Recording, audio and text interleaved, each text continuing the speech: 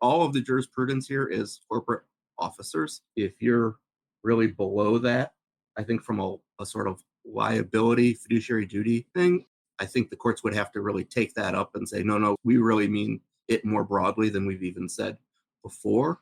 As far as a more practical matter, though, of does this sort of expand your duties in a job context and what you're sort of tasked with and what the expectations are, I don't think that decision like this changes it that drastically because, again, this is stuff that is the core of the compliance officer's job, usually. Welcome to the Hughes Hubbard Anti-Corruption and Internal Investigation Practice Group's podcast, All Things Investigations.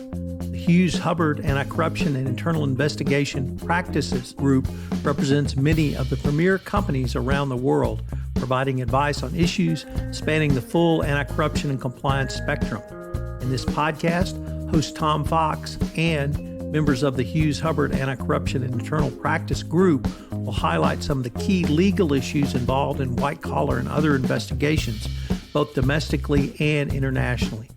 We will tackle topical issues involved in investigations, as well as explore how companies can prevent and detect issues that arise in conducting investigations on a worldwide basis. Hello, everyone. This is Tom Fox, back for another episode of All Things Investigations. Today, I'm joined by Benjamin Britz, partner at Hughes Hubbard. Ben, first of all, welcome back to the pod. It's been way too long. Thank you. It has. I'm glad to be back. So we are here to talk about a incredibly interesting and I think important case out of the Delaware Court of Chancery, and that's the NRA McDonald's decision. Before we get to the decision, though, could you remind the audience about your academic and professional backgrounds? Sure. Way back when, I graduated from Columbia Law School in 2004, proceeded to clerk for Judge Jim Carr in the Northern District of Ohio, after which I joined Hughes Hubbard in the internal investigations and securities litigation practice groups, and I have stayed here all these many years since. Well, let's turn to this decision now. Ben, could you start off by maybe explaining a little bit about the Delaware court system? So we have a decision out of the Delaware Court of Chancery, but this is the court of first impression in Delaware. It's not the Delaware Supreme Court. So you could explain that to us? Sure. Delaware has a slightly unusual and slightly old-fashioned system of courts where they have a separate set of courts for actions in equity, which are called the courts of Chancery, as opposed to Delaware Superior Court, which is handled, your more traditional cases. So the Court of Chancery, for instance, has the power to issue injunctions, temporary restraining orders, other forms of equitable relief. In practice, what that has evolved to is that the Court of Chancery is a very specialized forum for disputes regarding the operations and governance of Delaware corporations. So you're challenging a merger, believe the board breached its fiduciary duties. All of those sorts of cases are going to be heard in the Court of Chancery in front of one of the vice chancellors of the court. It then can appeal up through to the Delaware Supreme Court of First Impression, as you said, is Chancery. And it's a very sophisticated venue with very knowledgeable judges. And that's part of the reason companies like to be in Delaware and Delaware companies like to be in Chancery, is because they are very comfortable that they are going to get high quality jurisprudence out of the court. How are the vice chancellors, or what I would say judges, elected or rather selected for the Court of Chancery? They are appointed and then confirmed by the Delaware State Senate. We've just got a new one. This case was decided by Judge Laster, though, who's been on for a while. Many states, including mine, have elected judges. Other states have appointed or recommended judges with some sort of oversight or approval. But I would say that the vice chancellors, once again, judges of the Delaware Court of Chancery, are universally thought of as high quality judges that sometimes you don't see in courts of first impression.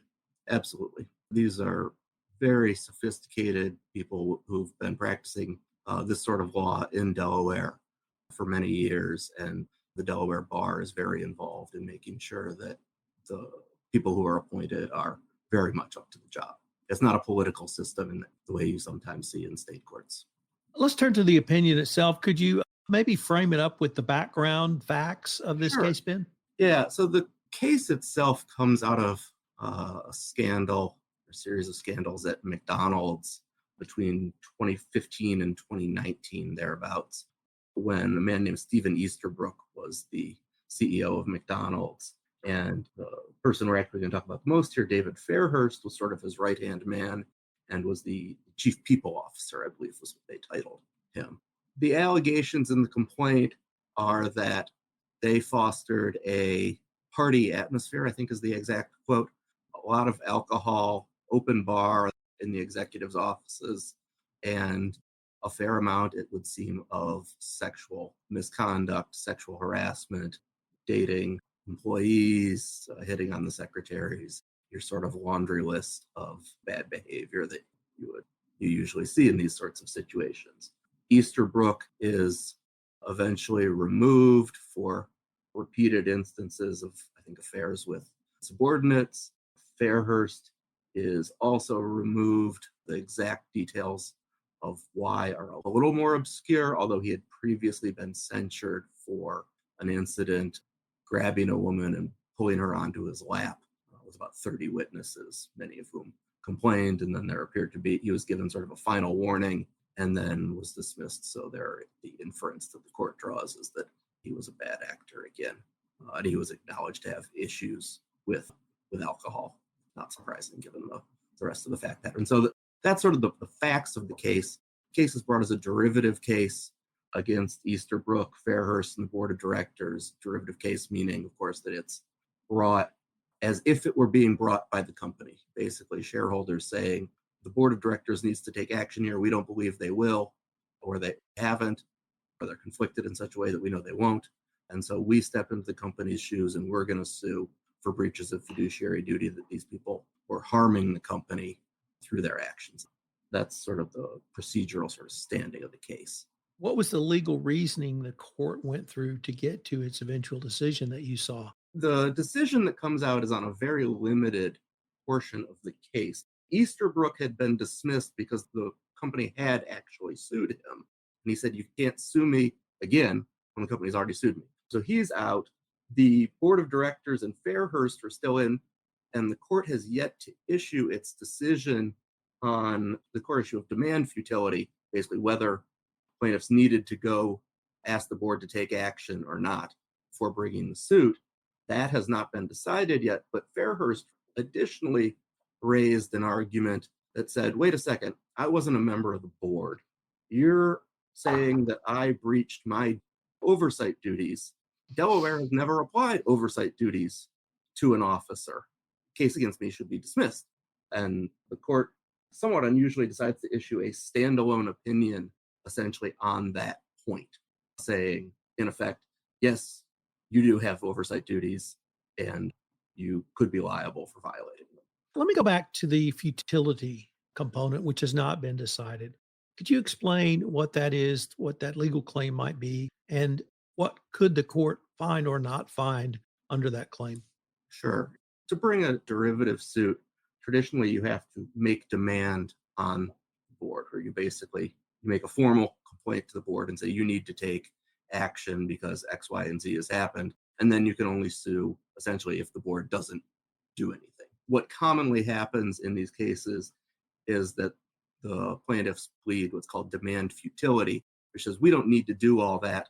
Look at the people who are on the board of directors. They were never going to take action, usually because they're friends or business partners of the bad actor or something like that. They're not impartial people. We had no reason to ever believe that they would do the right thing. Court, please excuse that whole process and let us go forward. So what was the legal rationale that you saw in the court's reasoning to move to either create or find a duty of oversight for corporate executives? Yeah, it's an interesting thing in that suits against officers who are not members of the board are rare, although becoming less rare, but historically rare in Delaware.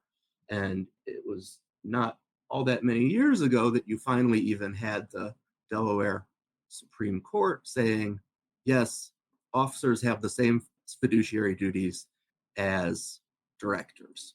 But then we are still, I would say, very much in the land of figuring out what exactly that means and how that is going to be applied. And so the particular issue here was traditionally you would think of the structure of a Delaware corporation. The management runs the company on the day-to-day basis, and the board oversees that management. And so Fairhurst's argument is essentially, why do I have a duty of oversight? I'm the one being overseen. It sort of mixes the roles of the two positions here. What the court says is, well, all the reasons that you have oversight duties, what are traditionally called care mark duties in Delaware, which means duty to set up basically a compliance structure and reporting systems to become aware of misconduct, and then what's called a red flag duty if you are become aware of misconduct that you have to do something about it. Let's oversimplify a bit. The court sort of says, well, if we're going to say that the board has these duties, they can only perform them if management effectuates the same duties, because the board is telling management, you're the day-to-day people, you have to do it. And if they're not doing it, then there's no policy reason, the court sees it, why there should be a distinction. And in particular, the court has somewhat limited options because, it has that statement from the Delaware Supreme Court that the fiduciary duties are the same. And so it would be very difficult for Vice Chancellor Laster to have issued an opinion that says, well, you said that, but I don't think you meant it. Although he gets around to doing a little of that in the opinion otherwise, but he, I think, is very much compelled to say, of course, this duty exists. We were told these duties exist. Just because we haven't actually applied it to an officer before doesn't mean we are prohibited from doing so. Now, what the exact contours of that is going to be, how it's going to play out, is going to get, as a result of this decision, more complicated going forward. But the basic principle was sort of inexorably led to by the court's precedent, even though the exact issue hadn't occurred. You identified the two components of the Caremark doctrine that the Vice Chancellor articulated, I'm going to say the duty of information or compliance, information systems, and also the duty of red flags, so that if something becomes known to you, you do need to take action. I was intrigued by the following question. Did Fairhurst violate one or both of those? Because there were some allegations he himself engaged in conduct which was, if not illegal, was in violation of company policy in terms of sexual harassment. Any thoughts on that? It was a little unclear in how it was originally pled and brought, which or both of those was the claim. The court is at pains in its decision to say this is a red flags case. That's the only thing that's at issue here. And the court says it actually has about 2 pages of bullet points of things it suggests are red flags in one form or another, and I think of varying degrees of persuasiveness, red flags that he ignored. So this is a red flag case. Cases like this, you have to establish bad faith, but if you know of misconduct and you simply you affirmatively decide to do nothing about it, that is bad faith, at least at this stage of the case, for it to go forward. This is a red flags case. Now, you alluded to one of the interesting parts of it, which is that one of the red flags is his own conduct. I have to say, I find that a little circular in its reasoning. The court sort of says, well, if you were engaging in misconduct, it's a logical inference that you were also overlooking similar misconduct by others, which I have to say, I just don't think is necessarily true. It may be in this case, but as a general matter, I think people are hypocrites on those sorts of things all the time. I didn't find that the court's most persuasive point, but it has various other bases which it uses to say that there were red flags, including EEOC complaints, a letter from Senator Duckworth, and other things. But you always wonder, do bad facts make bad law? I think here a little bit the court clearly doesn't want to cut this guy a break, and we know you were up to your ears in this. Don't think you're getting out. There were some additional factors listed around information brought forward to Fairhurst in the form of both claims or I guess information is the best word, from both franchisee stores and corporate owned stores as well. One of the things that struck me about the opinion, Ben, was its comprehensive nature. And kind of on first reading, my thought was this is a judge who wants to put in every possible basis Oh so yeah. that if someone looks at this on appeal, there'll be a basis or perhaps multiple bases to uphold the decision. Do you get any sense of that one way or the other? Yeah, well, I don't think he even necessarily would have issued the opinion if he didn't want to do that. As I said, he sort of goes out of his way to issue a standalone opinion on this issue when I think, if he's going to kick this thing eventually on demand futility, which I think may well happen, he wouldn't have needed to really do any of this. He could have just cut to the chase on demand futility. But he clearly wants to make a point here, feels it needs to be decided, and having done so, is going to go out of his way to substantiate it and explain his reasoning. Although I will say that is characteristic of Chancery Court. The vice chancellors tend to they like to opine. Let's put it that way. I think this one starts with, there's some Roman history at some point. That's not an unusual place for a Chancery decision to start. Probably should have mentioned this at the start of this, but the power of the Chancery Court goes all the way back to Caremark, because Caremark was a Chancery Court decision approved by the Delaware Supreme Court, not a Delaware Supreme Court decision. So, at least in the Caremark arena, we saw a major innovation from the Court of Chancery that was upheld by the Delaware Supreme Court as well, although the Delaware Supreme Court has opined on other Caremark claims down the road. I'd like to turn to the comments around the chief compliance officer.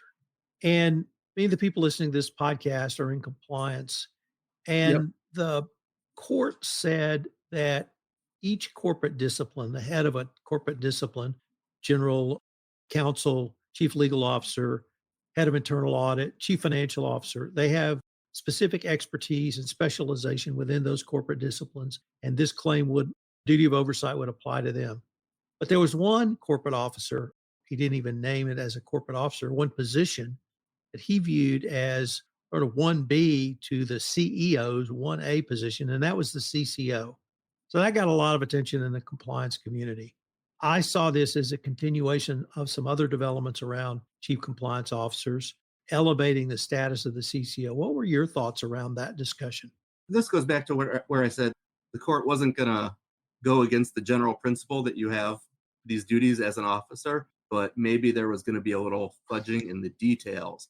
And what the court said here is you have these duties, but they only apply within your particular sphere at the company, whereas the board of directors sort of oversees everything. Here, we're not going to say that you're responsible for things that have nothing to do with your particular position. Although even then it hedges and then says, unless it's really bad. Which doesn't, it's not the greatest standard as far as I'm concerned. But it does say if you're the head of a particular area, that's where your duties are going to apply in the main. Now it then says, but look, some of these officers have pretty plenary authority. Chief executive officer, chief financial officer, and in this sort of stuff, the chief compliance officer, if we're dealing with all of this is about compliance oversight and compliance reporting, if you are the CCO, your duties are very broad because this whole thing is basically your job. So because of that, it does very much, as you said, sort of put the compliance officer on the level with the CEO or the CFO, which is otherwise, I would say, unusual.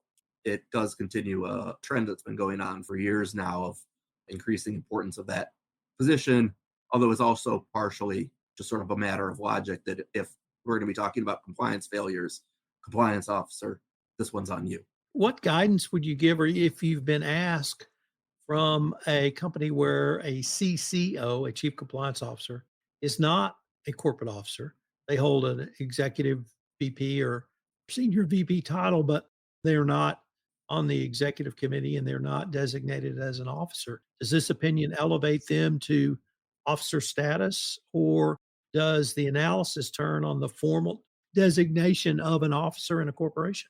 I think it would be hard to argue that this extends beyond officers. All of the jurisprudence here is corporate officers. If you're really below that, I think from a sort of liability, fiduciary duty thing, I think the courts would have to really take that up and say, no, we really mean it more broadly than we've even said before. As far as a more practical matter, though, of does this sort of expand your duties in a job context and what you're sort of tasked with and what the expectations are, I don't think that decision like this changes it that drastically, because again, this is stuff that is the core of the compliance officer's job usually, or certainly in the view of Delaware courts should be.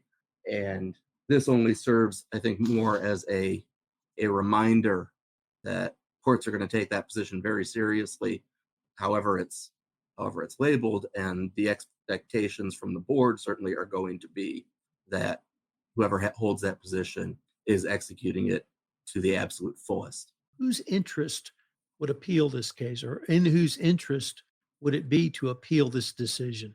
I think it's unlikely. One, because I think, although I have some sympathies with the officer, I think that given this current precedent, this was very much the way things were going. It was going to happen eventually. But also, these are the sorts of cases that tend to be resolved around this time. There's still a decision out there waiting to come down on the demand futility argument. And once you see that, it'll probably quickly move towards some sort of resolution. I somewhat doubt that it'll go up the chain. I'm not sure that, given the facts that are laid out here, that Fairhurst is in the strongest position. Someone else with better facts might want to fight it a bit more. So what do you think this all means? And I'm really intrigued, because it occurs to me that you see this as really just an evolutionary step, and perhaps not a very big step. And I don't want to mischaracterize you, but hopefully that would, if that's a fair assessment, where do you see this all going, or what does it all mean? As I said, what exactly Delaware courts view as the duties and the contours of those duties and how all of that works with regards to officers remains very much uncharted territory. And every decision that comes down that applies to a non-director officer, as opposed to, sometimes you have like the CEO also sits on the board, for instance, is important, because we're sketching out areas where very basic tenets of corporate governance law are still undeveloped in that terrain. So I think it's very important in that respect, because you finally sort of have a case to say, okay, the Delaware courts actually mean this, they're actually applying it. We're not just sort of guessing. I also think it would have, as I said, it would have been difficult to see it ultimately going the other way. There are some other parts in the opinion I actually think could wind up being a little more explosive, where the court says, there's also a breach of loyalty claim against Fairhurst, saying that he acted against the company's interests by committing sexual harassment, which would normally be something you would deal with more as an employment law matter than a fiduciary duty matter. That could actually get some more interesting traction going forward. Let me just pick up on that point, Yeah, because I've thought about that in the context of, is this a reintroduction of honest services claims, particularly the one around like Jeffrey Skilling was convicted of in Enron that the U.S. Supreme Court opined on. And it struck me that specific claim, the duty of loyalty, if you engage in an affair that's against the code of conduct or other policies and procedures, is that really a backdoor violation of honest services? I think you're right in that. I think it is, and I think it really opens up a real can of worms, because you could bring all sorts of cases that you wouldn't normally think of as fiduciary duty cases that are going to be brought in this sort of forum, in this sort of style, with these sorts of damages. You really get a new frontier, saying if your position is really that anytime a corporate officer or director engages in misconduct, whatever it may be, it's a fiduciary duty of loyalty claim. It certainly expands what you traditionally think of as the duty of loyalty. I mean, that you're usually talking there about whether it's a corporate opportunity or something where someone's putting their own personal interests directly at odds with the business interests of the company. To expand that to hitting on assistance is certainly expanding that into areas where it hasn't been before, and where in other areas it's been sort of trimmed back by the courts. So it's like it expands and contracts. Well, Ben, unfortunately, we are near the end of our time for this episode. I should have said at the start, this podcast was going to be based on a great client alert you wrote that we're going to link to in the show notes. I wanted to thank you for taking the time to visit with me on this case, and I hope we can continue our dialogue going forward. Fantastic. Thank you very much for having me on.